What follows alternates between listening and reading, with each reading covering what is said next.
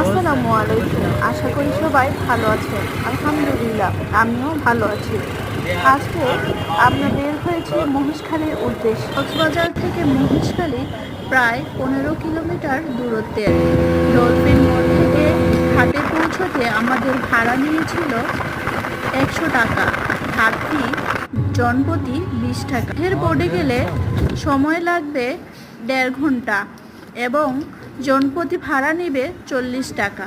আর speed বোটে গেলে জনপ্রতি ভাড়া নিবে 120 টাকা। সময় লাগবে 20 থেকে 30 মিনিট। মহেশখালী একটি ব্যতিক্রমধর্মী পাহাড়ি। মহেশখালী উপজেলার দর্শনীয় স্থানগুলো ঘুরে দেখার জন্য একটি রিক্সা রিজার্ভ নিয়ে বেরিয়ে পড়লাম। ভাড়া নিয়েছিল 200 টাকা। আমরা প্রথমে যাই আদিনাথ মন্দিরে, এরপর যাই স্বর্ণ মন্দিরে। সেখানে জুতা পায়ে প্রবেশ নিষিদ্ধ ছিল। প্রখর রোদে খালি পায়ে হাঁটা কষ্টকর ভেবে আর ভিতরে গেলাম না। তাই বাইরে থেকে যতটুকু দেখা যায় ততটুকু আপনাদের সাথে শেয়ার করলাম।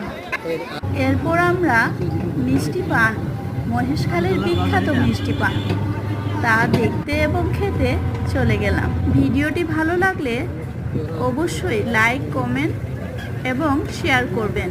আর যারা নতুন তারা অবশ্যই সাবস্ক্রাইব করে পাশে থাকা বেল আইকনটি প্রেস করে দিবেন। আপনাদের লাইক কমেন্ট আমাকে অনুপ্রেরণা যোগাবে, তাই আমার পাশেই থাকুন, দোয়া রাখুন। এরপর মহেশখালীর শক্তি মার্কেট একটু ঘুরে দেখলাম। এরপর চলে গেলাম বৌদ্ধ মন্দির। সেখানে পূজারি ব্যতীত প্রবেশ নিষিদ্ধ ছিল। ভিতরে প্রবেশ করতে না পেরে বাইরে থেকে যতটুকু দেখা যায় তাই আপনাদের সামনে তুলে ধরলাম। তারপর লবণ চাষ দেখে এবার ফেরার পালা। একই রিক্সায় আমরা আবারও রওনা দিলাম ঘাটে। এটা 6 নম্বর জেঠিঘাট। এখান থেকে আমরা রওনা দিব কক্সবাজারের উদ্দেশ্যে।